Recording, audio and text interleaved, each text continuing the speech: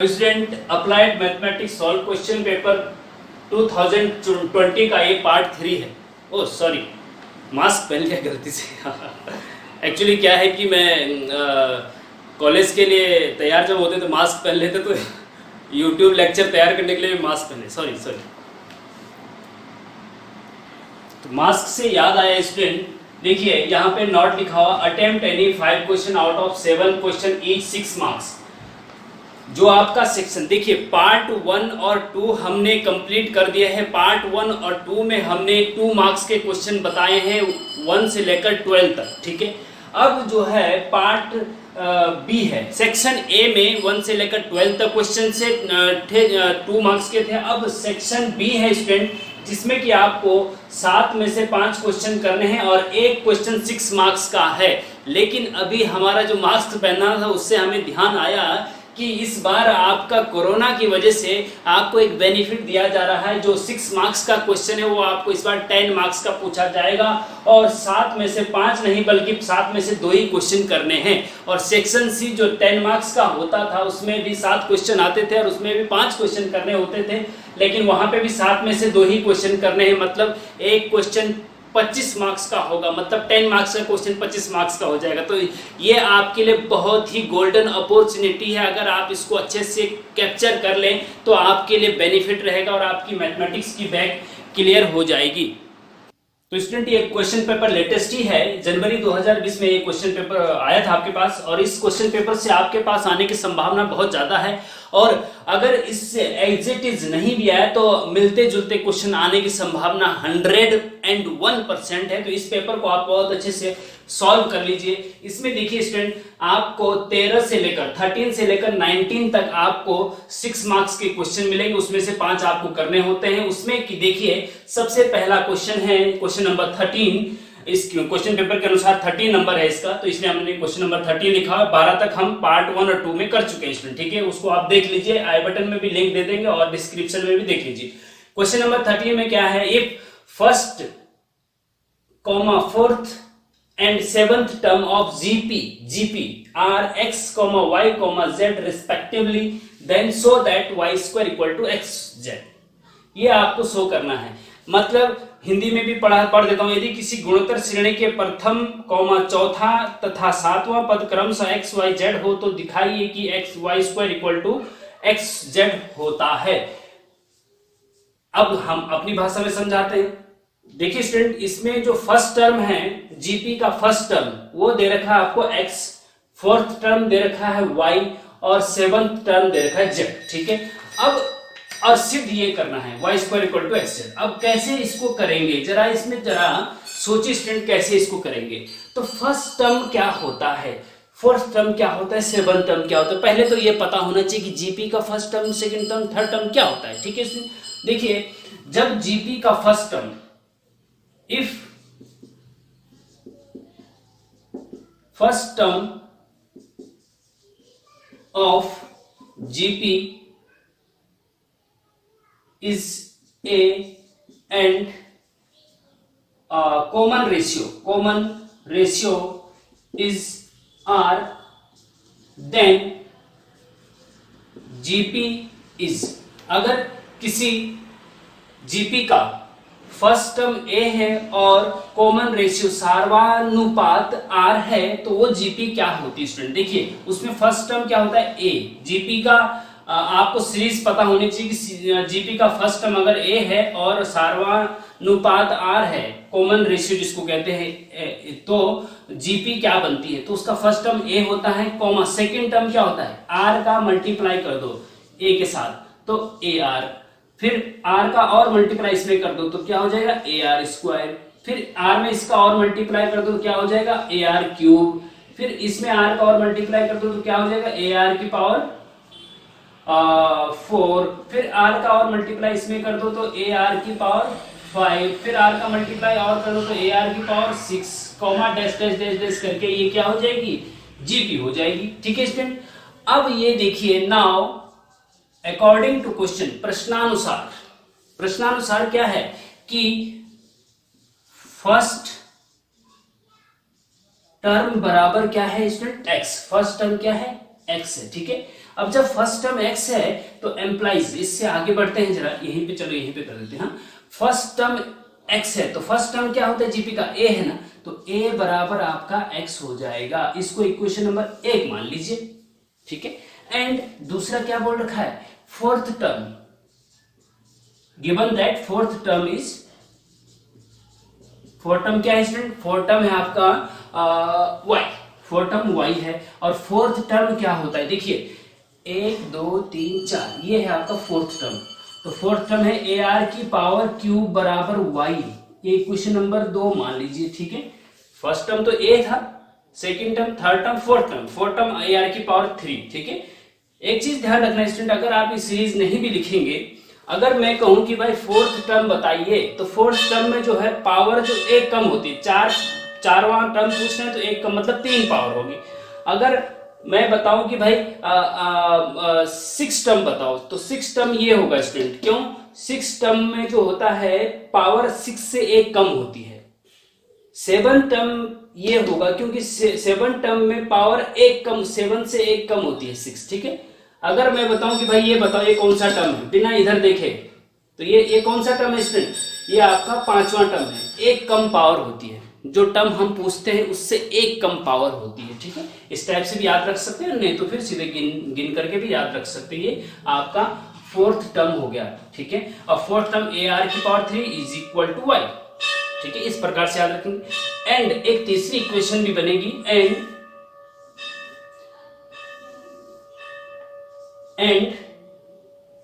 Seventh term, सातवां पद बराबर दे रखा है, इसमें सातवां पद है यहाँ पे z, ठीक है। अब जब सातवां पद z है तो सातवां पद क्या होगा, 1 2 3 4 5 6 7, ए आर की पावर 6 आपका सातवां पद होगा और बराबर z, तो है आपका इक्वेशन नंबर 3।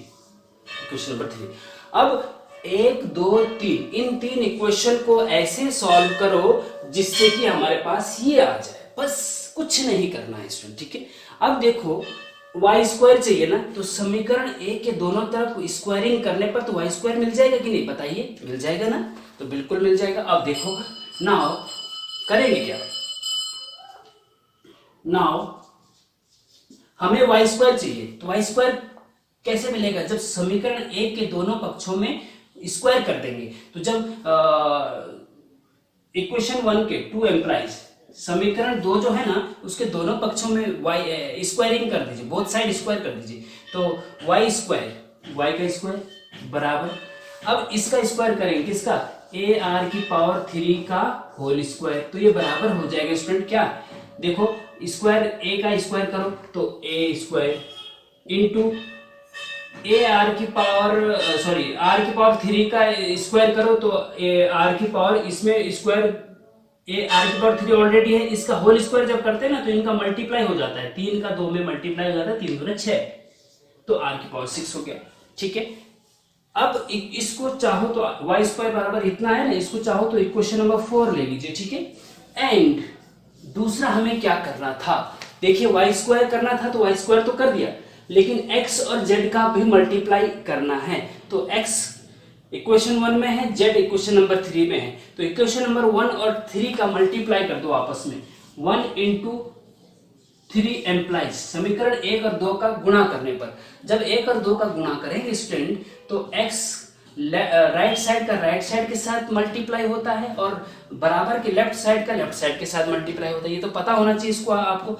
और x का z के साथ मल्टीप्लाई होगा तो x z आ जाएगा, लेकिन हमने क्या किया स्टूडेंट, ये राइट साइड x और z हमने इनको लेफ्ट साइड कर दिया, तो इसमें कोई घबराने वाली बात नहीं है। अगर लेफ्ट साइड का आप राइट साइड लिखते हैं तो राइट साइड का लेफ्ट साइड लिख देंगे, तो इससे कोई घबराने वाली बात नहीं है, ठीक है। तो x और z का मल्टीप्लाई करेंगे तो x z आ जाएगा, और फिर जो लेफ्ट साइड है a और a आर की पावर 6 इनका मल्टीप्लाई करेंगे तो a इंटू ए आर की पावर 6 हो जाएगा, तो इज इक्वल टू a का a के साथ मल्टीप्लाई तो a स्क्वायर आर की पावर 6 हो जाएगा। इसको इक्वेशन नंबर 5 मान लीजिए स्टूडेंट, ठीक है। अब देखिए इक्वेशन नंबर 4 है y स्क्वायर बराबर a स्क्वायर आर की पावर 6, इक्वेशन नंबर 5 है x z बराबर a स्क्वायर आर की power 6।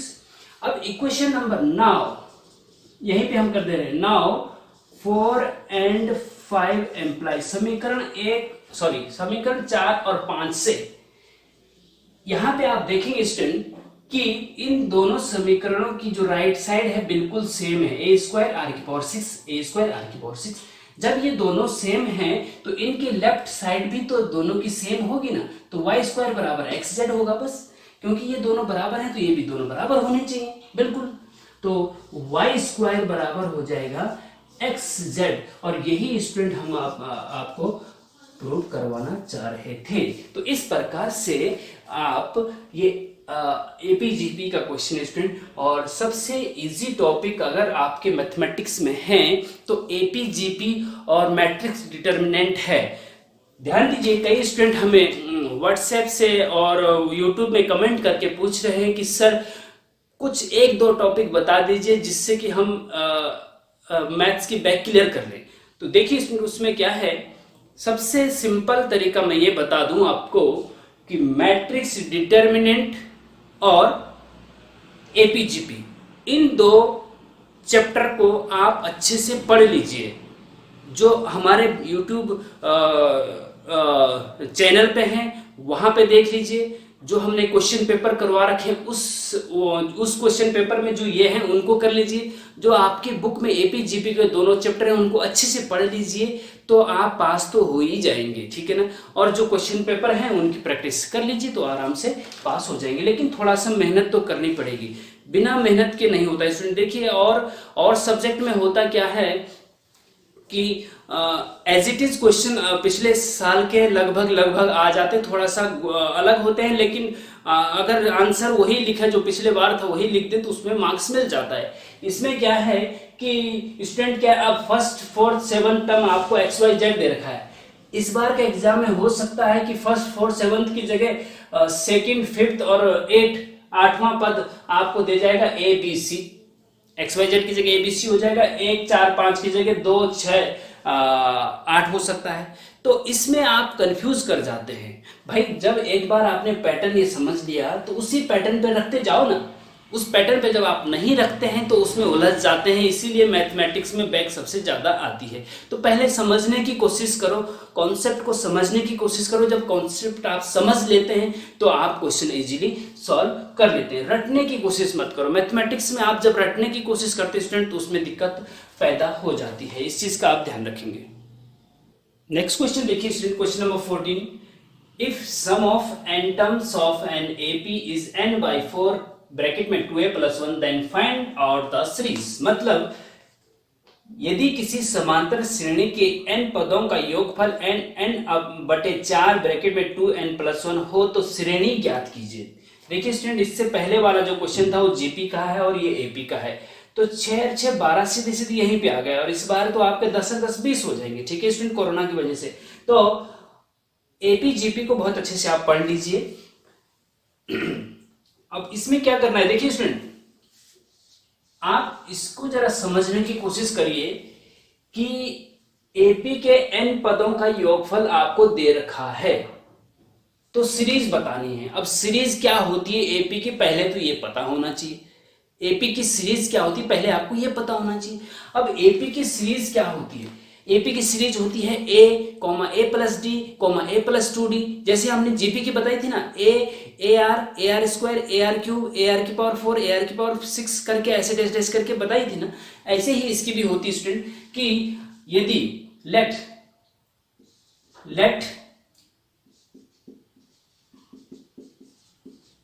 First term of AP is small a and common difference is d, ठीक है। वहां पे फर्स्ट टर्म a और कॉमन रेशियो r होता था जीपी में, और यहां पे फर्स्ट टर्म a लेते हैं और कॉमन डिफरेंस d लेते हैं, ठीक है। अगर किसी एपी का फर्स्ट टर्म a है और कॉमन डिफरेंस मतलब सार्वांतर d है, देन एपी इज, तब एपी क्या होती, देखिए स्टूडेंट एपी क्या होती, फिर first term a, second term क्या होता है जो देखिए होता क्या है कि जीपी पे हम क्या करते थे, जो आर डी की जगह आर था, पिछला क्वेश्चन ध्यान कीजिए या बैक कर लीजिए वीडियो को, पिछले इसमें देखा होगा आपने, जो डी था उसकी जगह आर था, तो फर्स्ट टर्म ए होता था, फर्स्ट टर्म ए, दूसरा फिर ए आर, मल्टीप्लाई करते थे, ए में आर का मल्टीप्लाई, फिर ए आर में आर का फिर से मल्टीप्लाई, ए आर स्क्वायर, फिर ए आर स्क्वायर में आर का फिर से मल्टीप्लाई, ए आर क्यू, ऐसे करके बनता था, उसमें मल्टीप्लाई करते थे और एपी में जोड़ते हैं, डी डी डी जोड़ते जाते हैं, ठीक है, इस चीज का ध्यान रखेंगे। फर्स्ट टर्म ए है तो सेकंड टर्म क्या हो जाएगा बताइए, ए में डी जोड़ दो, ए प्लस डी, फिर थर्ड टर्म क्या हो जाएगा, इसमें फिर से डी जोड़ दो, डी जोड़ेंगे तो 2d हो जाएगा, ए प्लस 2d, अब ए प्लस 2d में फिर से डी जोड़ दो तो ए प्लस 3d हो जाएगा, ऐसे करके चलता रहेगा, डैश डैश डैश, ये आपका क्या हो जाएगा, एपी हो जाएगा, ठीक है, ये आपकी एपी हो गई, ठीक है। अब ये कह रहा है कि हमें सीरीज फाइंड आउट करनी है, तो सीरीज हमने फाइंड आउट कर ली, लेकिन ये हमने अपनी तरफ वाली करी है जिसमें ए और डी हमें पता नहीं है, अपनी तरफ से हमने माना है कि मान लीजिए प्रथम पद ए है और सार्वधातुक डी है तो एपी ये होती है। तो अगर सीरीज इस प्रकार की होती है तो हमें ए और डी निकालने पड़ेंगे ना, तभी तो सीरीज मिलेगी, क्योंकि find out the series, series find करनी है, और सीरीज फाइंड करने के लिए अगर ए और डी के मान मिल गए तो यहाँ पे ए और डी के मान मिल जाएंगे तो सीरीज बन जाएगी। तो हमें उद्देश्य क्या है हमारा, ए और डी फाइंड करना, और ए और डी कैसे फाइंड करेंगे, जो क्वेश्चन में दे रखा है एन पदों का योगफल, उसकी हेल्प से, समझ गए। हाँ अब देखिए कैसे, नाउ अब देखिए कैसे फाइंड करेंगे। नाउ गिवन दैट, जो आपको दे रखा है सबसे पहले उसको देखिए, गिवन दैट क्या गिवन है, given that S N is equal to N बटे 4 ब्रैकेट में 2n प्लस 1, गिवन दैट क्या दिया हुआ है कि n पदों का योगफल, देखिए n पदों के योगफल को, n टर्म्स के सम को एस एन से, s का मतलब सम होता है, n का मतलब number of terms, n terms का सम, s का मतलब सम और n का मतलब n टर्म्स, और अगर S4 बोले तो 4 टर्म का सम, एपी के 4 टर्म का सम, Sn का मतलब n टर्म्स का सम, ठीक है, Sn is equal to n/4 bracket में 2n प्लस 1, ये आपको गिवन है। देयरफॉर S1 बराबर क्या होगा भाई, जब n पदों का योगफल ये है तो S1 मतलब 1 पदों का योगफल क्या होगा, तो 1 पदों का योगफल n की जगह 1 रख दो, क्योंकि n पदों के योगफल में n है, 4 पदों के योगफल में n की जगह 4 रखेंगे, 5 पदों के योगफल में n की जगह 5 रख देंगे इधर, जब यहाँ पे n की जगह 5 रखेंगे तो यहाँ पे 5 आएगा, n की जगह 1 रखा हमने तो यहाँ भी n की जगह 1 आएगा, ठीक है, तो n की जगह 1 रख दो तो 1/4 ब्रैकेट में यहाँ n की जगह 1 रखेंगे तो 2 इंटू, देखिए n की जगह 1 रखेंगे तो यहाँ 21 मत कर देना, कई स्टूडेंट ये 2 इंटू n है, इंटू होगा, 2 इंटू n मतलब 1, 2 इंटू 1, 2 गुणा 1 बराबर क्या होता है स्टूडेंट, 2 होता है, और प्लस 1 हो जाता है, इज इक्वल टू 2 और 1 3, और 3 ब्रैकेट खोलेंगे तो 3/4 हो जाएगा, 3/4 क्योंकि बटे में है, ठीक है, 3/4 S1 मतलब प्रथम एक पदों का योगफल, तो प्रथम एक पद कितना है, केवल इतना ही है ना, प्रथम पद केवल ये है a, तो S1 का मतलब a ही होता है, S1 का मतलब प्रथम पद का योगफल, प्रथम पद इतना ही है ना, तो a ही आएगा केवल, तो S1 बराबर 3/4 बराबर a, तो a तो मिल गया भैया हमें, S1 जो भी होता है वो a के बराबर होता है, ऐसा भी याद रख सकते हैं, क्यों होता है हम बता दिए, क्योंकि प्रथम पद का योगफल, प्रथम पद a ही है तो a ही तक आ जाएगा, ठीक है, a मिल गया हमें और d, अब हमें d भी चाहिए, एंड जब S1 बराबर इतना है तो S2 बराबर क्या होगा, S2 यहाँ पे Sn बराबर इतना है तो S2 बराबर क्या होगा, तो n की जगह 2 रखा तो यहाँ पे भी सब जगह n की जगह 2 रख दीजिए, तो S2 बराबर हो जाएगा 2/4 ब्रैकेट में यहाँ पे 2 रखेंगे, 2 दूना 4 और प्लस 1, ठीक है, अब 2 से 4 कटेगा, यहाँ 2 आ जाएगा, 4 और 1 5, 5/2 आ गया भाई यहाँ पे, S2 बराबर क्या है, 5/2, लेकिन इसके अकॉर्डिंग S2 का मतलब क्या है कि प्रथम 2 पदों का योगफल, फर्स्ट 2 टर्म्स का सम, प्रथम 2 पदों का, प्रथम 2 पद कौन से, a और a प्लस डी, इन दोनों का सम क्या है, a और a प्लस डी को अगर जोड़ देंगे तो क्या हो जाएगा, a और a जुड़ जाएगा तो 2a हो जाएगा plus D, 2a plus D, तो ये 5/2 जो आए ना, ये 2a प्लस डी के बराबर है, समझ गए आप बात को, इसको इक्वेशन 1 मान लो और इसको इक्वेशन 2 मान लो, ठीक है। अब देखिए स्टूडेंट कि S2 बराबर आ जाएगा आपका 5/2 और वो होता है 2a प्लस डी के बराबर, क्योंकि प्रथम दो पदों का योगफल 2a प्लस डी है। ठीक है, अब समीकरण 1 और 2 की हेल्प से डी की वैल्यू निकाल लीजिए। यहीं से देखिए, कोई दिक्कत नहीं।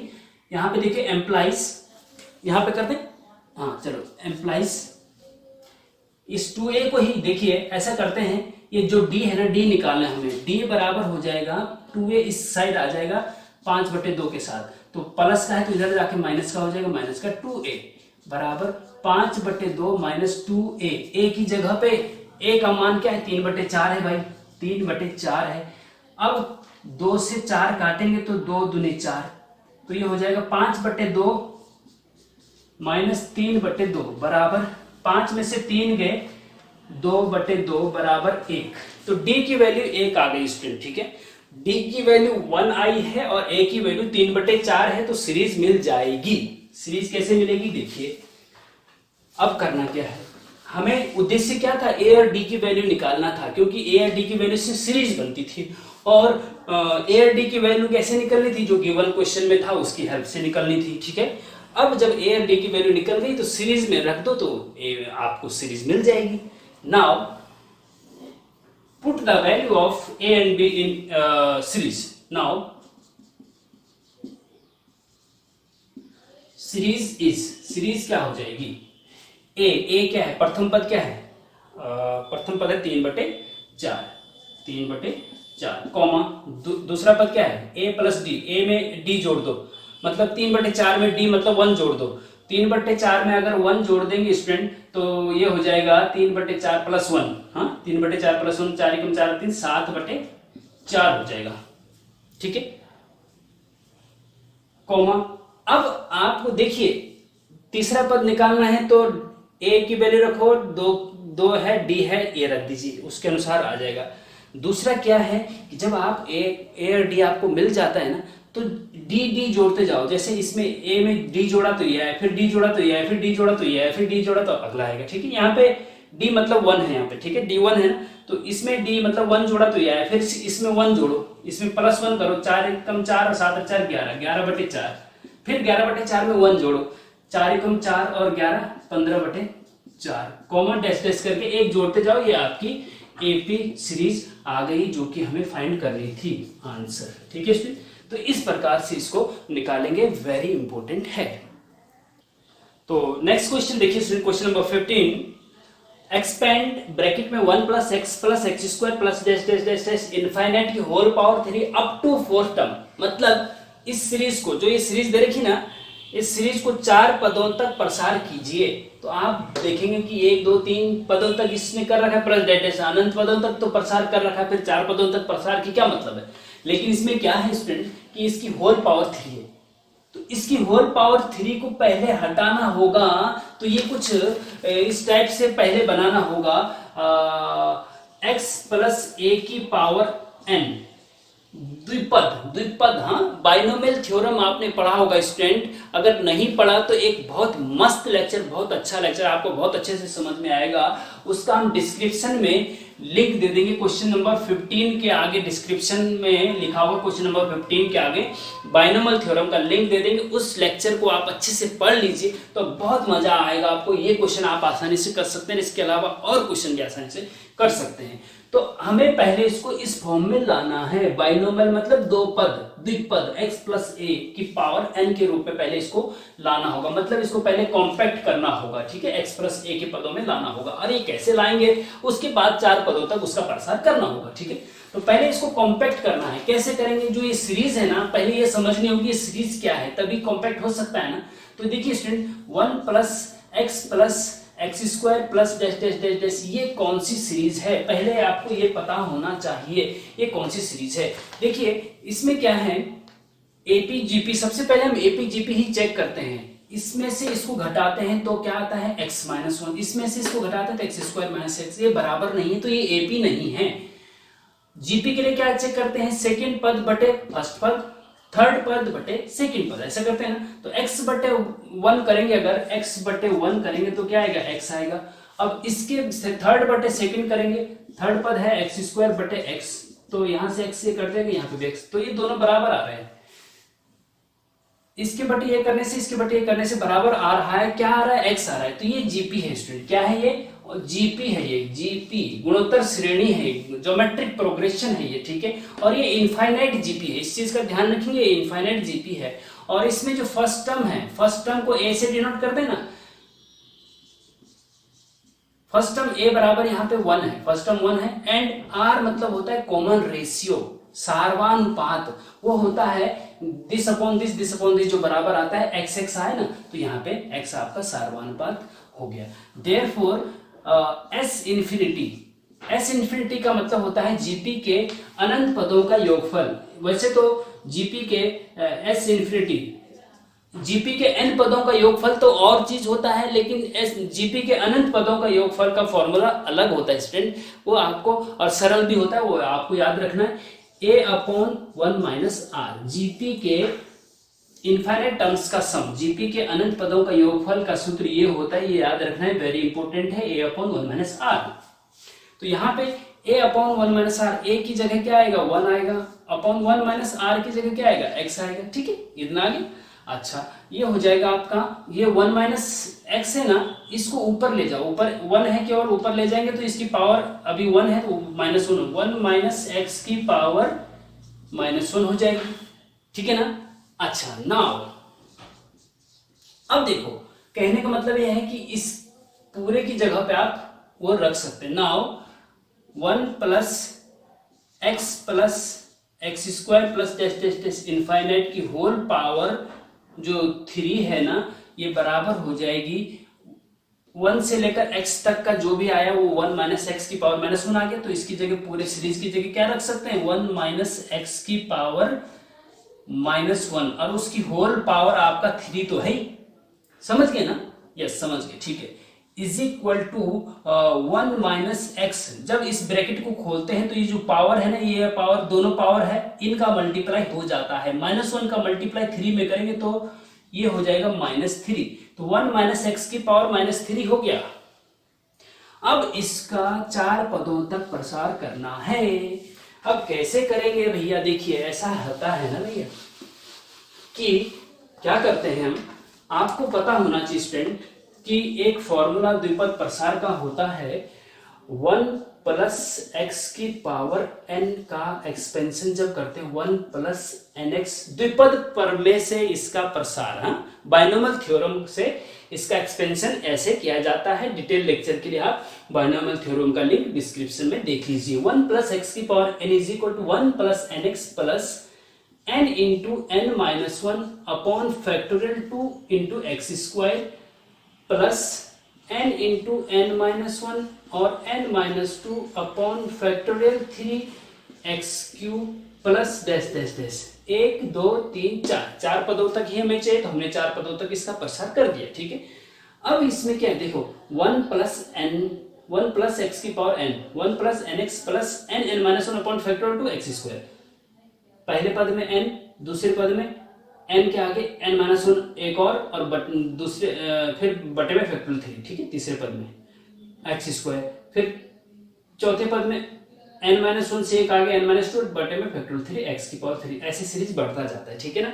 इसी प्रकार से यहाँ पे भी करेंगे, लेकिन यहाँ पे अंतर क्या है कि यहाँ पे 1 की जगह 1, ठीक है, प्लस की जगह यहाँ पे माइनस है, और x की जगह पे यहाँ पे तो x ही है, ठीक है, और n की जगह पे यहाँ पे -3 है, माइनस है, मतलब कुल मिला कहने का मतलब ये है। तो n कहने का मतलब ये है कि यहाँ पे ये जो यहाँ है ना, यहाँ x की जगह पे -x है और यहाँ पे n की जगह पे -3 है। तो ये जो सीरीज है हर n की जगह पे -3 रखना और हर x की जगह पे -x रखना, क्योंकि यहाँ -x है, ठीक है। तो देखो इसके अकॉर्डिंग देखो 1 प्लस nx, n क्या है, n है आपका -3, x क्या है -x, nx हो गया। फिर प्लस देखो plus n into n minus 1, n क्या है -3 और -3 minus 1 upon factorial 2 into x, x की जगह -x है तो -x का स्क्वायर हो जाएगा भाई, प्लस नेक्स्ट n की जगह पे -3 थोड़ा सा देखिए ध्यान रखना है आपको प्लस माइनस का, इसमें कंफ्यूज नहीं करना है, ध्यान दीजिए स्टूडेंट, ठीक है। कुल मिला के जो ये आपका फॉर्मूला है, इसको जब आप याद रखेंगे तो x की जगह पे -x रख देंगे और n की जगह पे -3 रख देंगे, बस कुछ नहीं करना है, ठीक है। अब देखो चौथे टर्म में n की जगह -3 रख रहे हैं ना, तो -3 -1 फिर -3 -2 अपॉन फैक्टोरियल 3 एंड x की जगह पे -x की power 3 plus dash dash dash, हमें 4 पदों तक ही निकालना है, इज इक्वल टू, देखो इसमें आगे देखिए 1, देखो -3 और -x का जब मल्टीप्लाई करेंगे ना आपस में, ब्रैकेट में जो होता है वो मल्टीप्लाई होता है, ठीक है।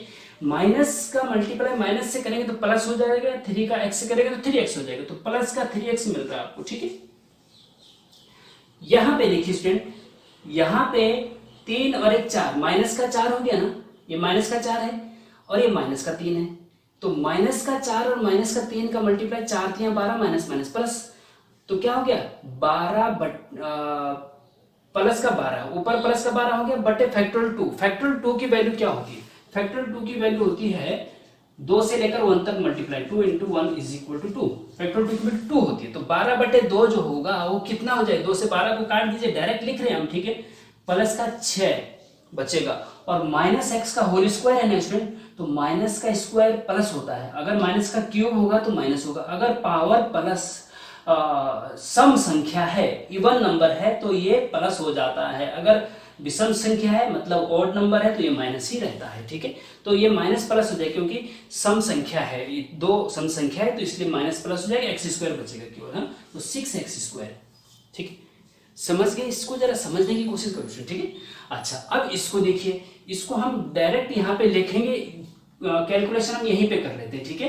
कैसे करेंगे देखो, आपका जो ये -3 है ना, -3 और -4, -3 और -4 कितना हुआ, -3 और -4 12, प्लस का 12 हो गया ना।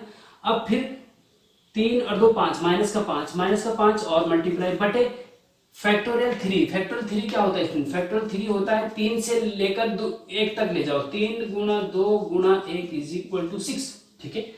फैक्टोरियल अगर आपको समझ में नहीं आ रहा तो उसका भी लिंक हम डिस्क्रिप्शन में दे देंगे, बहुत ही अच्छा हमने समझाया हुआ है परमुटेशन एंड कॉम्बिनेशन में, उसका पहला लेक्चर देख लेना, बहुत ही गजब का लेक्चर स्टूडेंट, तो आपको परमुटेशन कॉम्बिनेशन के बारे में बहुत अच्छा ज्ञान हो जाएगा, ठीक है।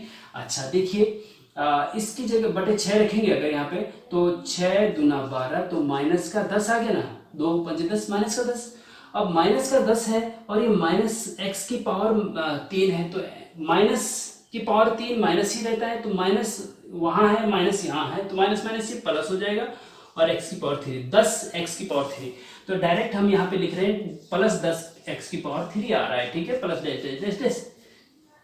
तो 4 पदों तक इसको एक्सपेंड करना था और इन्फिनिट तक तो इसको जाना ही था, 4 पदों तक इसका प्रसार हमने कर दिया, 1 2 3 4, यही आपका आंसर होगा स्टूडेंट, वेरी इंपॉर्टेंट है, जरा ध्यान दीजिए, इस बार ये 6 मार्क्स की जगह 10 मार्क्स का आपको मिलेगा, और हो सकता है ये 10 मार्क्स वाले में हो तो आपको 25 मार्क्स का मिलेगा, अगर 25 मार्क्स का ये मिल गया, या इससे पहले वाला जो भी हम करवाए 6 मार्क्स के, अगर 10 मार्क्स में आ गए तो सीधे सीधे 25 मार्क्स का एक क्वेश्चन, 2 क्वेश्चन आप करेंगे तो 50 मार्क्स आपके आ जाएंगे और आप बैक आराम से पास कर जाओगे, ठीक है स्टूडेंट, तो जरा ध्यान देंगे इस चीज का।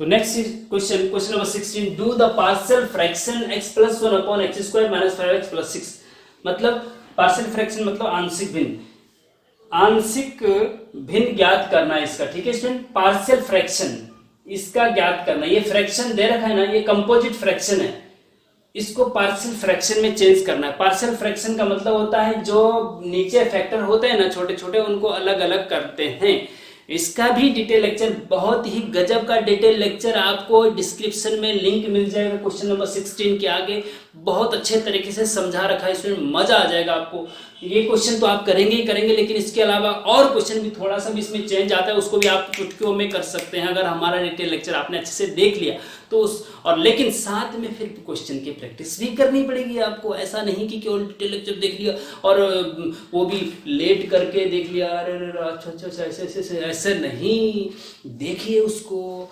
सामने टेबल के पास रखी है ऐसे करके मोबाइल, और फिर देखिए पॉज करते जाइए बीच में, उसको कॉपी पेन साथ में रखिए, सॉल्व करते जाइए, फिर उससे रिलेटेड क्वेश्चन अपने बुक से देखिए, उसको सॉल्व करिए कि ये मैंने अगर समझ लिया क्या मैं इस क्वेश्चन को कर सकती हूँ, कर सकता हूँ, तो उस प्रकार से आप कर सकते हैं। थोड़ा मेहनत तो करनी पड़ेगी, ऐसा नहीं चलेगा कि आप लेट करके देख रहे हैं तो उसमें मजा नहीं आएगा, है ना, पास नहीं हो पाओगे आप। तो देखिए question number 16, do the partial fraction this. देखिए इसमें क्या करना है स्टूडेंट, वेरी इंपॉर्टेंट, इसका डिटेल लेक्चर आप देख लीजिए नीचे डिस्क्रिप्शन में, बहुत मजेदार है।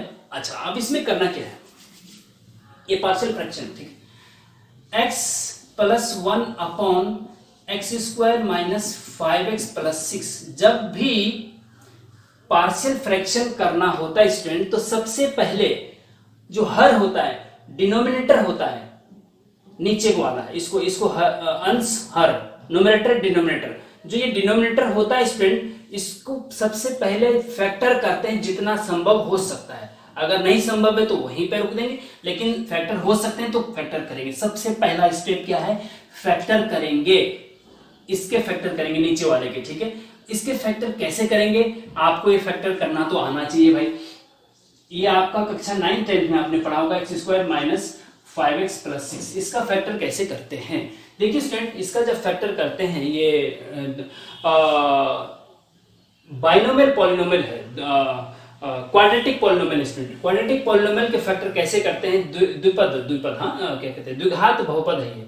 तो इसका जब फैक्टर करते हैं तो कैसे करते हैं, सबसे पहले क्या करते हैं कि जो आगे एक्स स्क्वायर होता है उसका जो कोफिशिएंट होता है, उसका कोफिशिएंट यहाँ कुछ नहीं मतलब 1 है, तो 1 लिखते हैं, और जो लास्ट c होता है प्लस 6 है यहाँ पे, उसका गुणा कर देते हैं।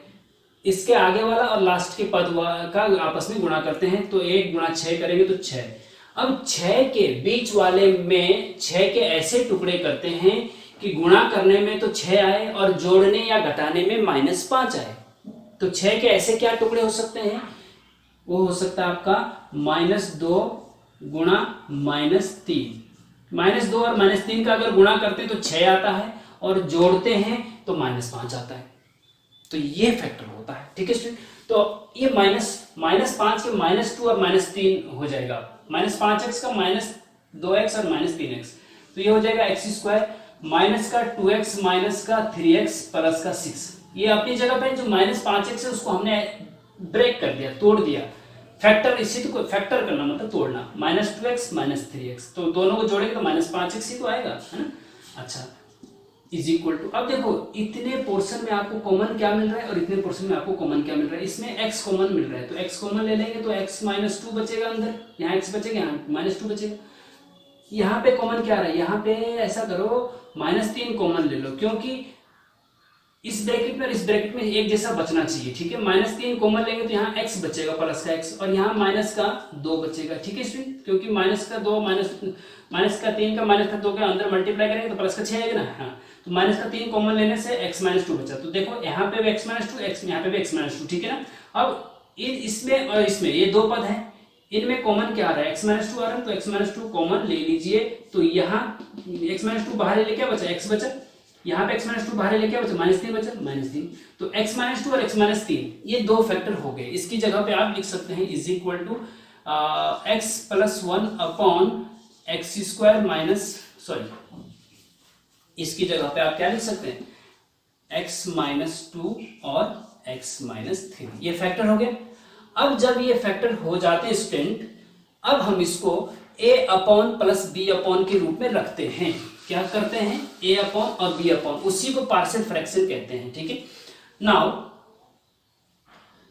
चलो इसको यहां पे लिख देते हैं, इसको यहां पे लिख देते हैं x plus 1 upon this equal to हो जाएगा x -2 और x -3, ठीक है।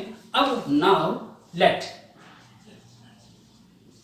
लेट माना दिस इक्वल टू क्या होगा, देखो जो ये पार्शियल फ्रैक्शन जो हमने फैक्टर करे हैं नीचे के x -2 और x -3 के, उनको a upon this plus b upon this के रूप में रखते हैं। a upon this x -2 plus b upon x -3, ठीक है। अब यहाँ पे a भी रख सकते हैं और x स्क्वायर वाला पद या x वाला पद भी रख सकते हैं, लेकिन यहाँ पे जब नीचे लीनियर फैक्टर होता है तो ऊपर कांस्टेंट रखा जाता है, तो ये दोनों लीनियर ऊपर कांस्टेंट आएगा, तो कांस्टेंट ए रख दिया, यहाँ पे कांस्टेंट बी रख दिया, ठीक है। ऐसे करके देखिए, डिटेल लेक्चर को समझना है तो जरूर आप हमारा लिंक पे जाके पार्शियल फ्रैक्शन का डिटेल लेक्चर देख लीजिए, बहुत मजा आएगा, ठीक है। A upon this plus B upon this करते हैं, ठीक है। इसको आप इक्वेशन नंबर 1 मान लेते हैं।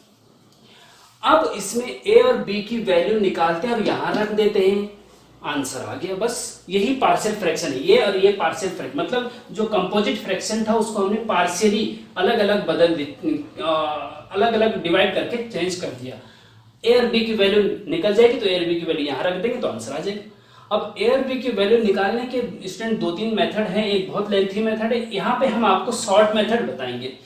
शॉर्ट मेथड कैसे बताएंगे, देखो ए और बी की वैल्यू निकालनी है, तो ए की वैल्यू निकालनी है अगर, तो ए के नीचे का जो फैक्टर है उसको 0 के बराबर रखो। ए की वैल्यू निकालनी है तो ए के नीचे के फैक्टर को 0 के बराबर रखो, तो x माइनस 2 बराबर 0 रखो, तो x बराबर क्या आ जाएगा, x बराबर 2 आ जाएगा। तो a की वैल्यू जब भी निकालनी है स्टूडेंट, चलो इसको हम ऐसे करते हैं, a की वैल्यू जब भी निकालनी है तो a के नीचे का 0 रखो, b की वैल्यू निकालनी तो b के नीचे का 0 रखेंगे, ठीक है। इस चीज को जरा समझने की कोशिश करिए, ठीक है। a की वैल्यू जब भी निकालेंगे तो a के नीचे का 0 के बराबर रखेंगे, तो यहाँ पे x माइनस 2 है ना, x माइनस 2 बराबर 0, तो यहाँ से x बराबर क्या आ रहा है, x बराबर 2 आ रहा है। तो कहने का मतलब ये है कि जब a की वैल्यू निकालेंगे तो x बराबर 2 रखना पड़ेगा लेफ्ट साइड, बस लेफ्ट साइड a बराबर x बराबर 2 रखना पड़ेगा, लेकिन x माइनस 2 को छुपाना पड़ेगा, क्योंकि इसको यहाँ 2 रखेंगे तो 0 हो जाएगा, सारा इन्फिनिटी हो जाएगा, ठीक है ना। तो जो a के नीचे का है ना उसको छुपा देंगे स्टूडेंट, जरा शॉर्टकट मेथड है, ध्यान दीजिए। a के नीचे का 0 के बराबर रखेंगे तो x बराबर 2 आया, तो मतलब यहाँ पे x बराबर 2 रखना है, लेकिन जो इसके नीचे वाला है उसको छुपा देंगे। तो जो इसके नीचे वाला छुपा देंगे क्या बचेगा, वो बचेगा x plus 1 upon x minus 3। अब x की जगह 2 रख के देखो, 2 और 1, 2 प्लस 1 बटे 2 माइनस 3, x की जगह 2 रखा ना, 2 और 1 3, 3 बटे माइनस 1 बराबर माइनस 3, a की जगह माइनस 3 आ गया। एंड अब b चाहिए भाई, b कैसे निकलेगा, b के नीचे का 0 के बराबर, b का नीचे है x माइनस 3, इसको 0 के बराबर रखो तो x बराबर 3 आ रहा है, तो b निकालने के लिए x बराबर 3 रखेंगे। कहाँ रखेंगे, लेफ्ट साइड रखेंगे, लेकिन x माइनस 3 जो इसके नीचे वाला था उसको छुपा देंगे, तो बचा क्या, x plus 1 upon x minus 2। अब x की जगह 3 रखो, तो 3 प्लस 1 अपॉन 3 माइनस 2 बराबर 3 और 1 4 बटे 3 में से दोगे 1 इज इक्वल टू 4, तो b की वैल्यू 4 आ गई। अब a और b का मान समीकरण 1 में रखने पर, तो आप समीकरण 1 में जब रखेंगे तो नाउ आप बोलेंगे now put the value of a and b in equation first, तो फर्स्ट एम्प्लाइज, तो ये हो जाएगा x plus 1 upon x square minus 5x plus 6 बराबर एक a अपॉन, देखो इसकी जगह पे हमने ये लिख दिया, ठीक है, कोई दिक्कत नहीं, ठीक है। a upon x, sorry a की जगह तो रखना है, a की जगह क्या है, माइनस 3 है, तो minus 3 upon x minus 2 plus b की जगह पे क्या रखेंगे 4 अपॉन x माइनस 3। आंसर यही आपका पार्शियल फ्रैक्शन होता है स्टूडेंट। मतलब कहने का मतलब ये है, जो आपको ये क्वेश्चन भी दिया हुआ था ना, इसको हमने ब्रेक करके पार्शियल में चेंज कर दिया। ये कंपोजिट है, ये पार्शियल है, ठीक है। अब आपको अगर एक चेक करना है कि ये आंसर हमारा सही है या गलत है, तो आप ऐसा कर सकते हैं कि इसका एलसीएम ले लीजिए, x माइनस 3 का माइनस 3 के साथ मल्टीप्लाई, x माइनस 2 का 4 के साथ मल्टीप्लाई, अपॉन में इन दोनों का मल्टीप्लाई, तो ये सॉल्व करके हमें यही मिलना चाहिए। अगर यही आता है तो समझो कि आपका आंसर सही है, अगर आपको चेक करना है तो, ठीक है। इस प्रकार से स्टूडेंट ये पार्शियल फ्रैक्शन कर लीजिए, बहुत अच्छे से कर लीजिए, और डिटेल लेक्चर जरूर देखना, इसका बहुत मजा आएगा। उससे क्या होगा कि और क्वेश्चन भी आप आसानी से सॉल्व कर सकते हैं।